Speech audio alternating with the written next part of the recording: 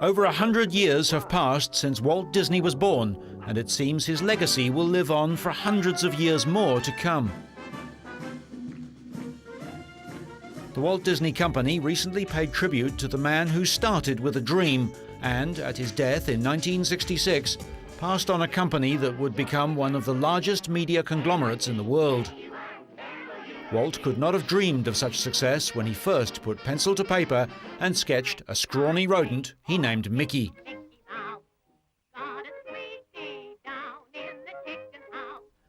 Before becoming an icon of the 20th century, Walt had meagre beginnings. He attended the Academy of Fine Arts, and his training there spawned his first real cartoon drawings. In 1922, he launched his own studio, Laugh-O-Gram Films.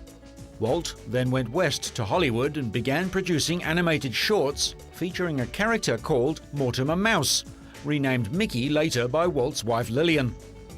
The first few silent films were flops, but when sound came along and Walt added it to Steamboat Willie, suddenly he had a hit.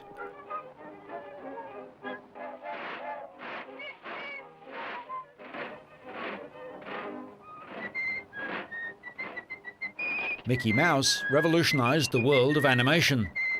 The animated film premiered on November 18, 1928 in New York. It was the first time sound and cartoon imagery were fully synchronized.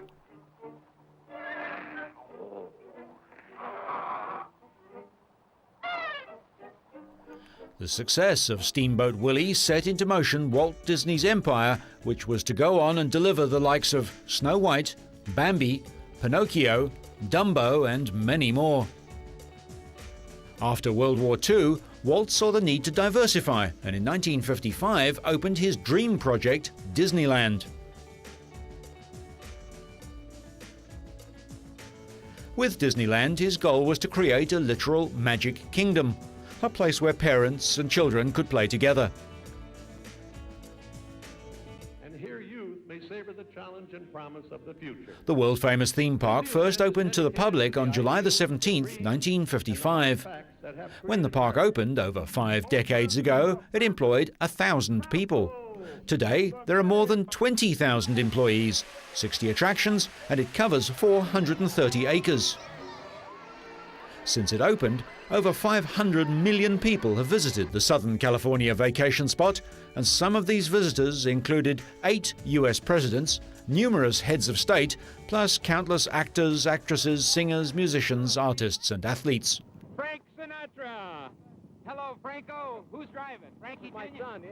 Sammy Davis Jr. Hello, Sammy. Walt conquered television, producing shows in 1954. But certainly never in his wildest imagination would he ever have imagined that his company would one day acquire the whole network on which his shows broadcast, the ABC. Walt Disney died on December the 15th, 1966, from a combination of exhaustion and cancer.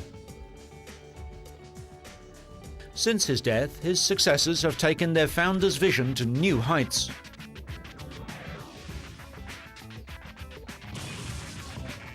The film studio remains the core of Disney's focus, with huge hits like The Little Mermaid, The Lion King, and Aladdin, fueling the resurgence of the company's animation division in the late 1980s and early 1990s.